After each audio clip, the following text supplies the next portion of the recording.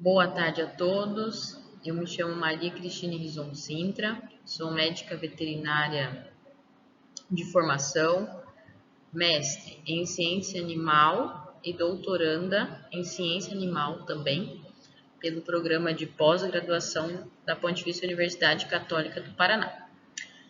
Sou professora aqui na Unicesumar no presencial e trabalho na área de bem-estar animal aplicada a animais de produção, tá?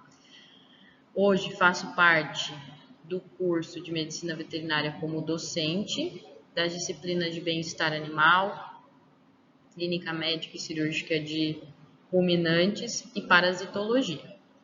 Na nossa primeira aula, nós vamos abordar os conceitos fundamentais importantes para que a gente possa entender, na sequência, na aula 2, o que é a medicina integrativa e como ela veio para agregar dentro do tratamento dos nossos animais no dia a dia. Então, só demonstrando aqui para vocês, mostrando um pouquinho, né, do meu trabalho e como vocês podem estar também entrando em contato. Sou membro da mesa diretora da Aleprix, que é a Associação Latino-Americana de Especialistas em Pequenos Ruminantes e Camelídeos Sul-Americanos. Tenho uma empresa de consultoria chamada Devoção, onde eu trabalho atendendo produtores rurais na área de extensão rural e assistência técnica.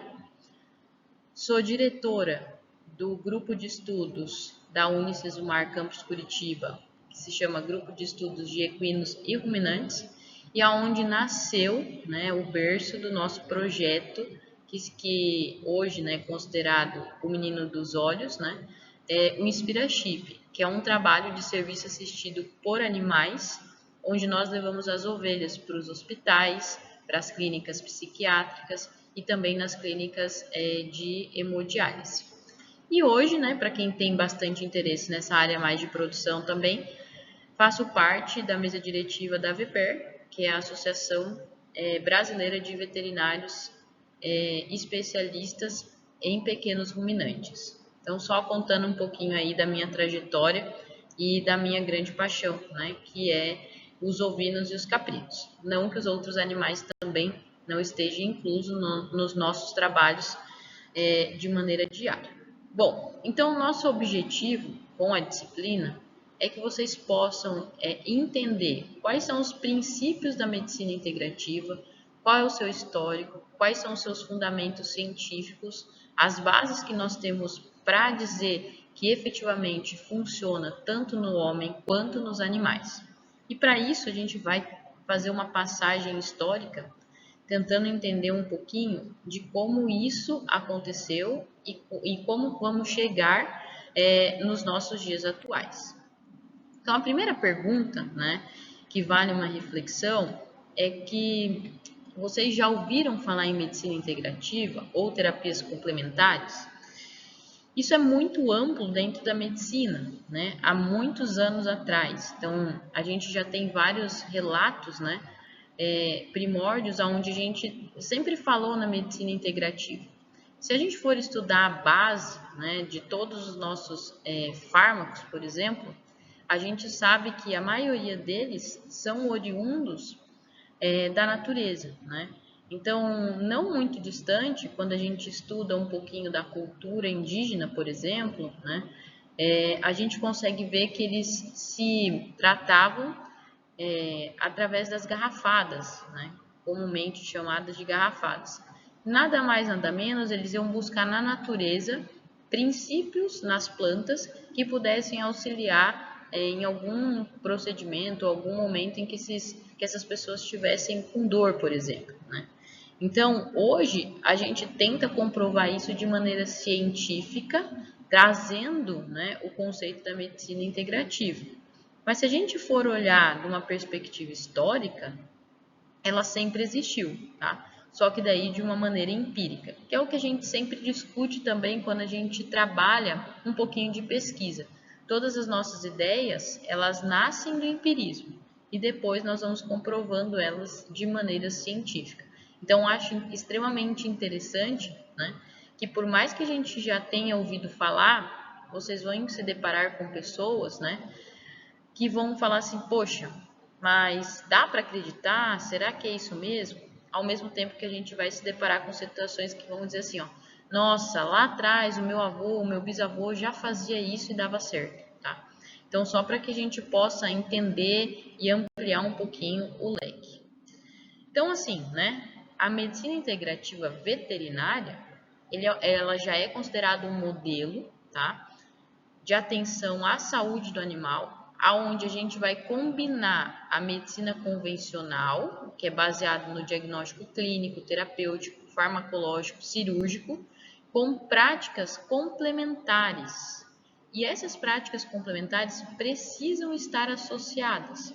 E essas práticas associadas têm como objetivo primário promover o benefício dos pacientes de maneira sustentável.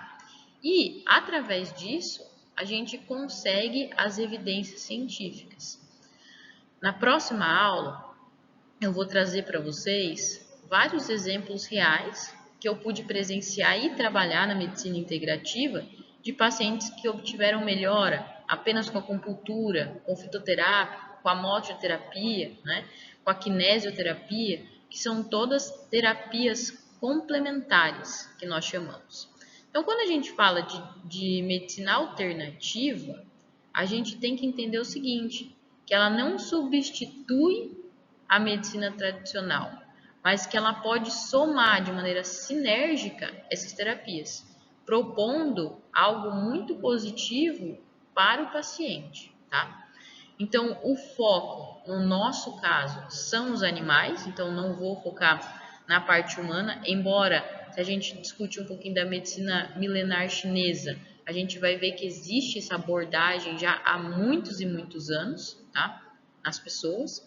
Então, o que a gente precisa entender? Que ao trabalhar a medicina integrativa, eu não olho apenas um único âmbito fisiológico, eu olho vários âmbitos. Eu consigo ter uma abordagem holística do meu paciente. Eu preciso tratar esse paciente de maneira física, de maneira mental, de maneira ambiental, comportamental, emocional, pensando que o estabelecimento de uma doença, propriamente dito, né, ele acontece não porque o paciente está mal fisicamente, mas ele também tem outros fatores que levaram ele a desenvolver essa doença. Então, isso tem que ficar claro para vocês já no começo da nossa disciplina. Isso, né, compreende muito e vem de encontro com o que nós discutimos atualmente, que são conceitos, né, de saúde única, One Health, né, e de bem-estar único. Então, o que eu quero dizer com isso, né? Eu quero dizer o seguinte, se eu estou doente, o meu redor também pode ficar doente, porque nós vivemos em uma sociedade. Então, dessa forma, a partir do momento em que eu estou doente, eu posso estar tendo, por exemplo, uma zoonose, transmitindo uma doença para um animal, e o ambiente que eu estou inserido também está doente. Então, a gente tem que trabalhar sempre promovendo a saúde de todos os elementos que compõem a vida e a natureza. E os elementos que compõem a vida e a natureza são, né, os animais, a natureza e o homem. Então, quando a gente junta tudo isso e a gente trabalha de maneira conjunta, a gente consegue promover tanto a saúde quanto o bem-estar de todos esses elementos, traduzindo o que nós chamamos de bem-estar único e saúde única. E uma das poucas práticas que fazem isso de uma maneira bem pontual é a medicina integrativa. Por quê? Porque eu consigo ver de maneira holística tudo o que está acontecendo ao meu redor e, de certa forma, ir corrigindo os pontos que nos levam a ter problemas em relação ao redor, que podem impactar de maneira negativa ou positiva, obviamente, né, na minha saúde, no meu comportamento, na saúde do animal, no comportamento do animal.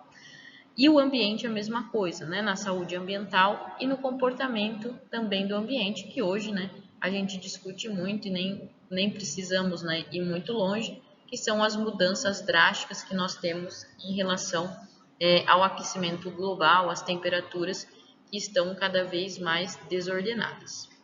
Bom, para que a gente possa efetivamente falar da medicina integrativa, é importante a gente entender alguns fatores, né? E por que que surge então essa saúde única? Primeiro fator, né? Os animais estão aqui na natureza desde os primórdios, né?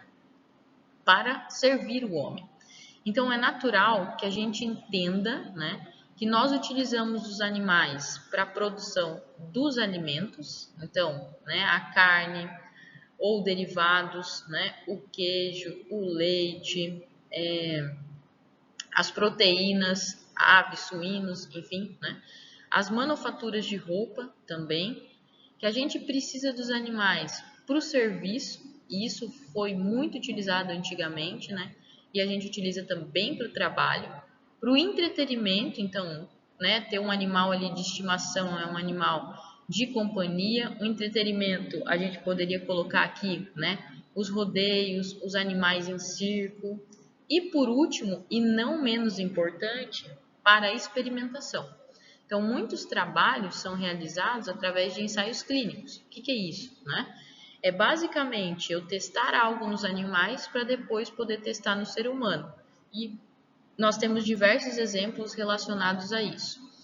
Por exemplo, eu trabalhei muito tempo com essa parte de experimentação animal, fazendo a troca das válvulas cardíacas em ovinos, que é as ovelhas têm um sistema cardiovascular muito parecido com o homem. Então a gente testava nelas válvulas cardíacas sintéticas para ver se dava certo, para depois a gente testar essas válvulas cardíacas nas pessoas. Então veja, né? Os animais estão aqui e estão disponíveis para nós de uma maneira muito rica. Então, nos alimentamos dos animais, trabalhamos com os animais, esses animais são companhia do homem hoje, né? Mais do que nunca as pessoas estão preferindo ter animais do que filhos, por exemplo. E, por último, não menos importante, a parte da experimentação, que traz à tona todo o avanço, né, dentro da medicina também. Para isso, né, é importantíssimo a gente entender que eles estão aqui, vão nos servir, mas nós precisamos ter na nossa cabeça que é uma responsabilidade nossa tudo o que acontece com esses animais. Então, por isso que eu falei, antes da gente entrar na medicina integrativa, é importante que vocês conheçam todos os fatores, né, que nós temos que ter como responsabilidade, que é o que nós chamamos da teoria da deontologia, em que nós podemos ajudar esses animais, né, de maneira ética e profissional. Então, qualquer animal que nós atendemos, qualquer animal que faz parte do nosso dia a dia, nós temos que entender, né, que nós somos responsáveis por eles. Por quê? Porque nós temos que decidir, nós precisamos entender o que eles realmente precisam, né? E isso cabe dentro do contexto da nossa própria responsabilidade, do que nós chamamos de teoria da deontologia.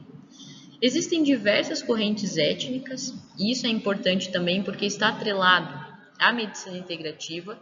Então, a parte histórica, por exemplo, que eu comecei a disciplina ali falando para vocês, né? Antigamente, a gente ia fazer um tratamento e aí a gente utilizava ervas medicinais, a gente utilizava, né, a massoterapia, a gente utilizava a fitoterapia. Tudo isso por quê? Porque existiram há muito tempo atrás essas correntes éticas, em que a gente tinha lá o homem como sendo o centro, né? Mas do lado do homem tinha os animais. E os animais em momentos históricos, como a guerra, em momentos culturais, né? Então, vamos se reunir no final de semana, vamos fazer um churrasco, né? E aí cada localidade geográfica traz consigo, né, essa história, essa cultura, essa emoção, né, e até mesmo fatores correlacionados a gênero e a idade. Então aqui, por exemplo, a gente demonstra através de duas fotos, né, uma ali o cavalo com uma criança, representando muito provavelmente pessoas que têm essa paixão por cavalo diariamente, mostrando o respeito, né, em si, e até mesmo com invertebrados, que hoje a gente também sabe que é uma realidade. Então a gente sai, né, de uma ética antropocêntrica antigamente, em que o homem estava no centro de tudo, e a gente vem estudando e cada vez melhorando mais, A gente vem para o status morais, né? Então, o status moral em que a gente discute que sim, os animais precisam e são importantes, quem trabalha com eles entender, né, que eles têm uma moral e que nós precisamos ser éticos com eles. Depois a gente vem para o utilitarismo, né, onde a gente tem a libertação desses animais. E por último, a gente passa a entender que é fundamental nós considerarmos o quê? Que os animais, eles não devem sofrer, porque eles estão sob a nossa responsabilidade. E a deontologia não permite, né? Então, nós, por exemplo, vou falar do meu exemplo, né? Como médica veterinária, eu não posso infligir a dor num animal, né? Por quê? Porque eu tenho um conselho federal que me diz o que é certo e o que é errado, que é a teoria da deontologia, a teoria do dever. E aí, quando a gente começa a entender cada vez mais isso, né? Surge então muitas pessoas, muitas correntes que estão a favor dos animais, né?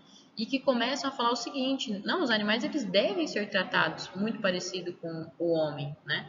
A gente não pode dizer que esses animais eles são um sujeito que não tem direito, ou seja, né, que a gente só trata ele como algo material. Então, o animal deve ser tratado de maneira legal mesmo, né? Como objeto do direito. Então, eu preciso mostrar para as pessoas que eles também podem ser tratados da mesma maneira que nós somos tratados. Obviamente, dentro da perspectiva do animal. O cão como cão, a ovelha como ovelha, o gato como gato e assim sucessivamente.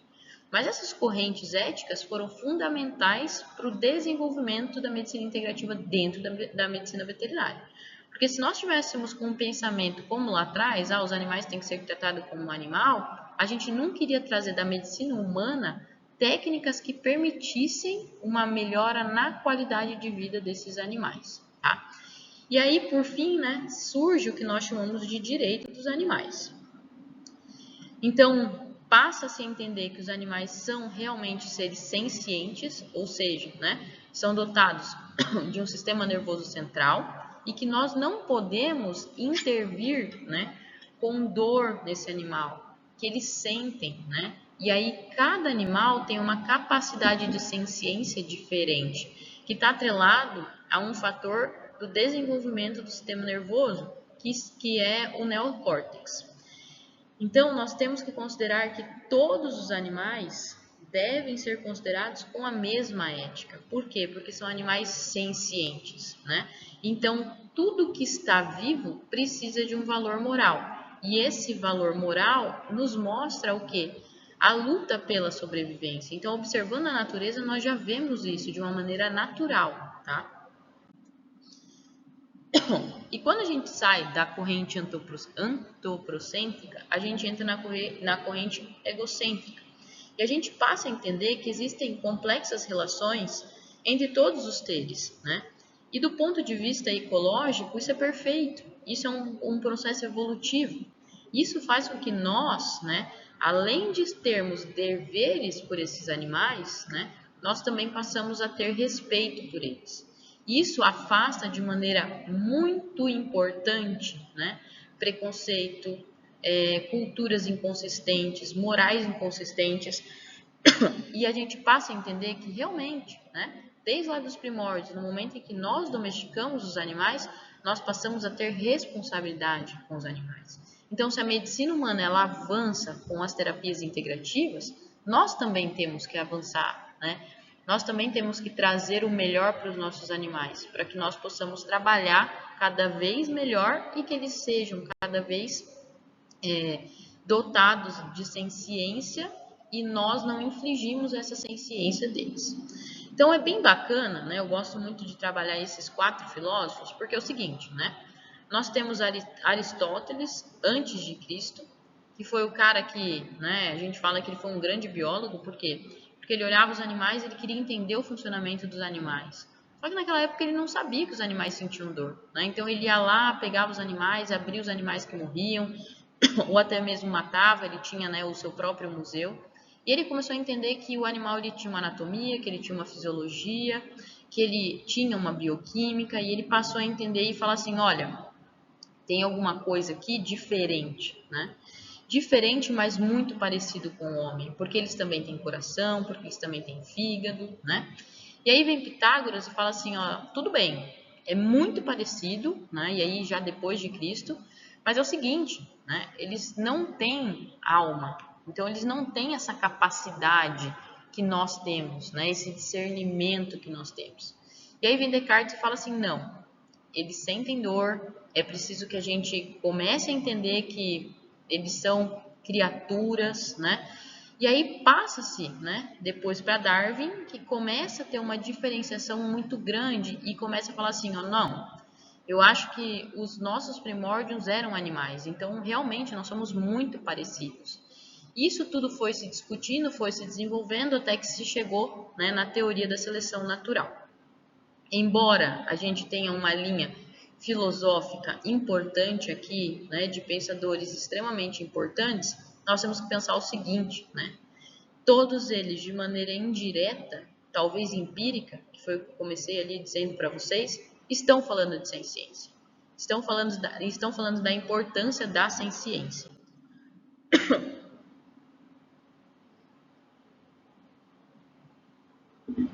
E aí, não sei se vocês conhecem, mas se não conhecem, eu sugiro fortemente que vocês façam, inclusive assistam, né, o filme da Temple Grandin, que ela é fantástica, ela mostra para nós de uma maneira pontual que sim, os animais sentem dor e que nós não podemos deixar esses animais sentirem dor, porque isso a gente está infringindo a nossa moral e a moral dos próprios animais, tá? Então veja, a ciência é o estudo da capacidade dos animais sentir dor. E é uma das ciências mais novas. Então a gente está falando aí de uma ciência que está instituída aí nos últimos 25 anos. E Temple Grandin foi a precursora. E ela fala o seguinte, os animais não têm como ter uma complexidade de sentimento muito grande, né? Mas eles são capazes de discernir alguns tipos de sentimento, como por exemplo, a motivação. Então, eu vou pegar lá um bovino, vai lá tomar uma água. E ele vai uma vez, não acha água. Vai duas vezes, não acha água. Vai terceira vez, não acha água. Ele não vai mais, porque ele frustra. A raiva, né, o medo, o pânico, e aqui sempre associados se são animais presas, né, ou se são predadores. Então, a gente passa a entender que o animal sente, e esse sentir pode estar atrelado de maneira aguda ou de maneira crônica. E nós temos a capacidade de interferir de maneira positiva, para que esse animal não sinta dor, nem de maneira aguda e nem de maneira crônica. E a Temple Grandin, ela fala uma coisa muito importante, né? Que os animais, eles possuem a emoção.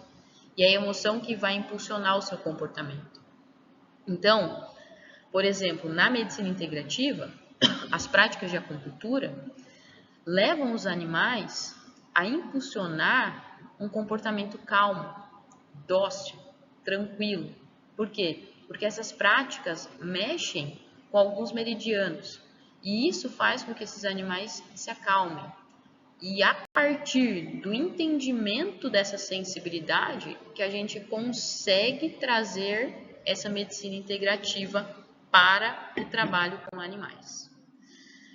E muito diferente do que as pessoas pensam, quando a gente fala de bem-estar animal é um conceito extremamente importante dentro dessa temática. Por quê? Porque nós não podemos vender bem-estar animal. Não tem como nós darmos bem-estar animal. O conceito correto de bem-estar animal é o seguinte, né? É a capacidade que o indivíduo consegue lidar com o seu ambiente. Então, por exemplo, né, a pessoa está lá trabalhando num ambiente extremamente grosseiro, as pessoas são mal educadas, né? Isso vai gerar um desconforto na pessoa. E a pessoa começa, né, a ter que lidar com o ambiente de uma maneira muito estressante. Isso altera o seu bem-estar animal.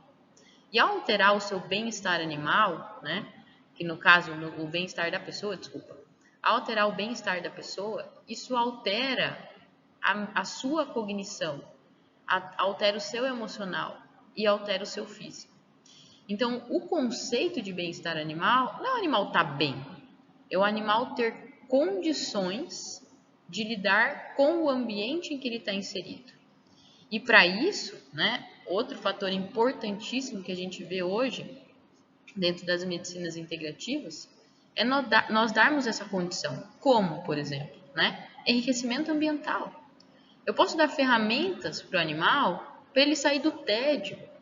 Aquele cachorro que fica lá todo dia se lambendo, se lambendo, se lambendo, eu posso congelar um pedacinho de carne, colocar dentro de uma bolinha e ele passar a tarde brincando, né?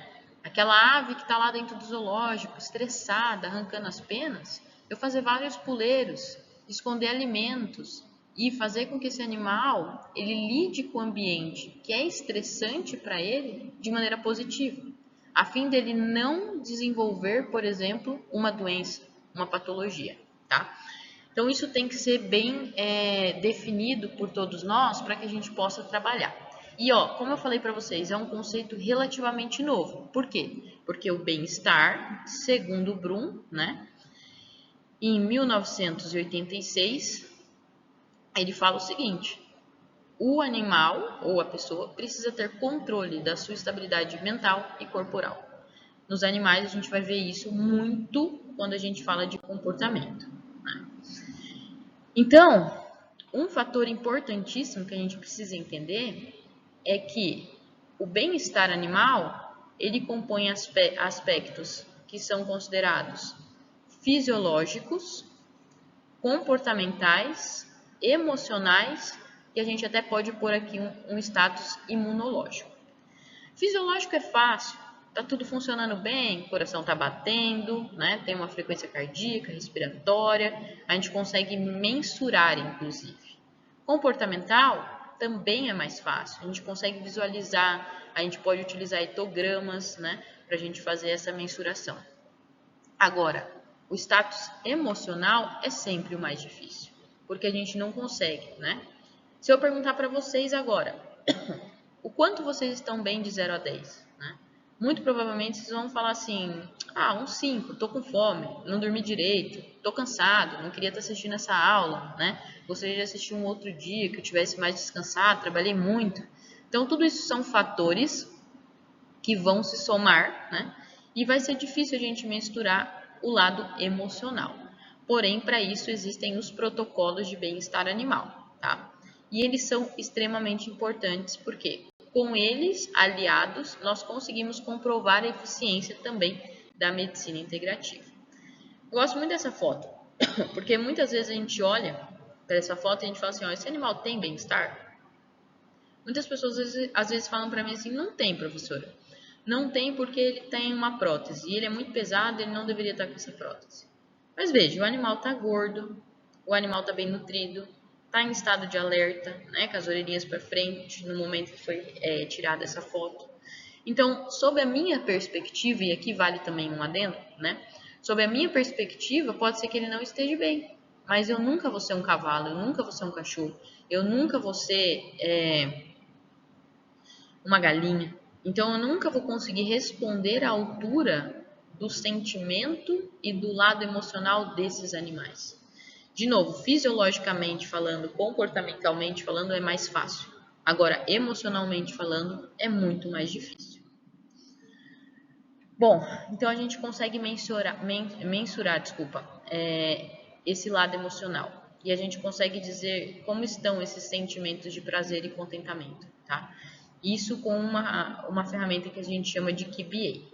Então, para nós é importantíssimo e foi, né, um dos pontos mais importantes quando a gente começou a utilizar a medicina integrativa nos animais, porque a gente conseguia dizer efetivamente que sim, estava fazendo efeito no lado fisiológico, comportamental, imunológico e também emocional. Então, veja, né? Tudo isso para dizer o seguinte, que eu tenho estratégias fisiológicas, comportamentais, imunológicas e emocionais para comprovar o meu bem-estar, o meu e dos animais, né? Ou para dizer que não temos bem-estar. Então, nós temos vários parâmetros fisiológicos, como, por exemplo, frequência cardíaca, respiratória, temperatura, né? aspectos comportamentais, isolamento social, vocalização, todos esses aspectos que a gente vê através do comportamento. Imunológico, né? A gente pode coletar um sangue e através do sangue ter parâmetros como, por exemplo, o cortisol, que também não deixa de ser um parâmetro fisiológico, tá? Que vai nos mostrar que esse animal tá bem, ou emocional, que aí a gente vai aplicar o QBA para a gente fazer a avaliação. Muitas vezes até mesmo da expressão facial, que também não deixa de ser uma estratégia para nós avaliarmos comportamento. Juntando esses 4 grandes pilares, a gente consegue dizer se efetivamente esse paciente está bem ou não, se ele tem bem-estar ou não. E foi dessa forma que a gente foi elucidando a utilização da medicina integrativa. Tá? Então aqui, por exemplo, né, adianta eu pegar um suíno e pôr dentro de uma casa? Dificilmente ele vai estar no seu ambiente apropriado, da maneira com que ele gostaria, né? Vivendo lá na laminha dele, tranquilamente, fuçando. Não é à toa que hoje, né, a gente não trabalha muito mais com suínos no sistema de produção em gaiolas. Por quê?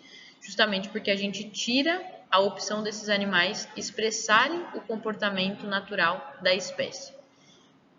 E isso é algo muito negativo, porque vai impactar no bem-estar.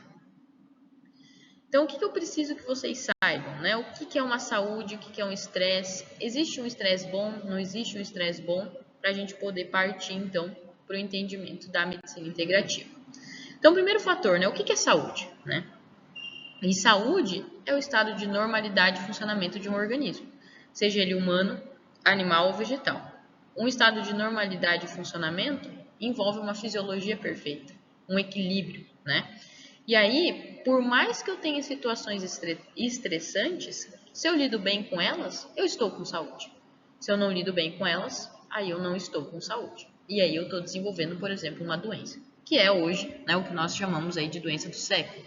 Ansiedade, burnout, né, todas essas alterações. Então, por mais que a gente pense, não, eu estou bem fisicamente, né? A saúde, ela contempla todo o estado de normalidade do funcionamento de um organismo. Então, quer que seja, né, emocional, imunológico, comportamental e fisiológico. E o que é doença? Bom, doença, então, é o contrário da saúde. Tá fácil, né? A doença vai ser uma alteração biológica no estado de saúde e vai se manifestar através de um conjunto de sintomas que pode ser perceptíveis ou não, né? E que vai gerar uma doença, uma patologia, uma enfermidade, uma moléstia. Ou seja, uma alteração no estado de espírito de um ser vivo. Ou seja, se eu tiver uma alteração fisiológica, eu já considero uma doença emocional, né? Imunológica ou comportamental. Então a gente teria vários exemplos, né? Mas não cabe aqui, quero passar para vocês, né? Mais essa parte conceitual inicial para que vocês possam efetivamente entender o que realmente acontece, né, dentro de um organismo quando a gente fala desses fatores. Então, se eu sei o que é saúde, eu sei o que é doença. Se eu sei o que é doença, eu preciso entender o que é estresse, né? Por quê? Porque normalmente todos os fatores associados à patologia estão associados ao estresse. E aí, né, eu fiz uma pergunta ali anteriormente, dizendo o seguinte: você sabe o que é um estresse positivo e um estresse negativo? Sim, sei, não sei, né? Então, quando a gente fala de estresse positivo, a gente chama de euestresse, né? Então, nosso próprio organismo estressa. Então, por exemplo, quando eu estou com fome, né? O próprio organismo ele vai tirar reservas de um lugar e pôr para o outro. Mas isso de maneira negativa pode me dar uma dor de cabeça, isso pode me dar, né, uma dor no estômago, só que é um estresse positivo, o meu organismo precisa fazer isso, tá? Agora, o que seria um estresse negativo? Começou um tiroteio lá fora e a gente sai tudo correndo, se abaixando, e aquilo vai gerar um estresse extremamente negativo para todo mundo. Então, quando eu falo de estresse, eu tenho que pensar o seguinte, que é o estado gerado pela percepção de estímulos que vão provocar uma excitação emocional, que vão perturbar o equilíbrio, né, do organismo e gerar um processo de adaptação, caracterizado pelo aumento da secreção de adrenalina com várias consequências sistêmicas. E isso pode ser em decorrência a um efeito ambiental sobre o indivíduo ou até mesmo sistemas de autocontrole, né? E eventualmente a gente pode ter aptidões para lidar com esse estresse de uma maneira positiva ou de uma maneira negativa. Então, o estresse, né, é uma consequência de algo que foi gerado através de estímulos. Isso pode ser positivo ou isso pode ser negativo. Depende muito do contexto. Se ele for negativo, ele vai gerar uma patologia. Se ele for positivo, na grande maioria das vezes ele não nos traz, né, uma patologia. Outro conceito importante que nós precisamos trabalhar é o conceito de comportamento, né? Porque nós, trabalhando com animais, muitas vezes a gente só consegue discernir que ele está com alguma alteração por conta da sua alteração comportamental. Então, aquele cachorro que muitas vezes você chega em casa, ele vem te ver, hoje não foi. Tem alguma coisa errada. Comportamentalmente ele já está me falando, né? Aquele animal que é extremamente ativo, né? Eu chego para trabalhar com ele, ele está lá quietinho no canto dele. Ele já está me dizendo comportamentalmente que não está legal. Então, tudo isso são fatores que nós conseguimos visualizar através da identificação do comportamento, né? Exemplos clássicos, o cachorro quando começa a latir muito no quintal, sabe, tem alguma coisa errada, ele nunca late tanto. Então, a gente consegue identificar pelo comportamento essas alterações. E o que faz isso, né? Então, o comportamento é o resultado de uma análise de vários estímulos e que frequentemente vai levar ao animal a ter que fazer uma escolha. E essa escolha nós vemos através do comportamento. Pessoal, essa é a nossa primeira parte da aula, né? A compreensão desses conceitos, o entendimento do bem-estar, para que a gente possa entender como uma terapia integrativa vai atuar de maneira positiva ou até mesmo negativa, porque hoje também fala-se muito dessa medicina integrativa, complementar, e muitas pessoas às vezes querem fazer isso, mas elas não têm a mínima noção que pode ser algo negativo também para o paciente. Então, a gente precisa ter esse discernimento, tá? Alguma dúvida até o momento? Então, nessa parte inicial, eu queria mostrar para vocês esses conceitos, né? E dentro desses conceitos, como que todos eles vão se integrar em prol do bem-estar dos animais na medicina integrativa. E como nós vamos avaliar esses conceitos quando a gente fala efetivamente da medicina integrativa. Porque é muito simples, é muito bonito a gente achar que eu vou fazer uma quiropraxia num equino e que vai dar certo.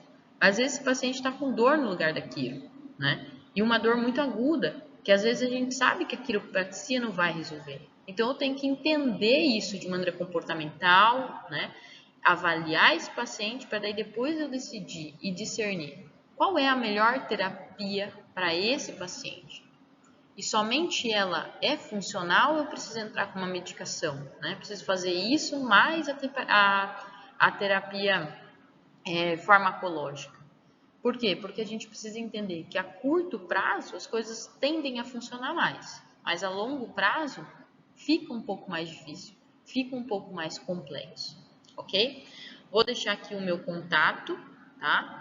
E caso vocês tenham alguma dúvida, podem me escrever por e-mail ou também podem conversar comigo até mesmo pelo estúdio, tá? O meu contato também para que vocês possam eventualmente ter alguma dúvida nessa primeira aula, a gente possa ir conversando e trabalhando da maneira mais assertiva possível. Então, por enquanto, eu gostaria de passar isso para vocês. Recomendo fortemente que assistam o filme da Temple Grandin, né? E também que possam fazer a leitura do texto de Bloom. Vou disponibilizar para vocês também, onde ele fala muito sobre essa questão da ciência, essa questão comportamental. Para que quando a gente fale nas medicinas integrativas, fique um pouco mais fácil a gente conseguir observar se foi algo positivo ou se foi algo negativo para o meu paciente, tá bom?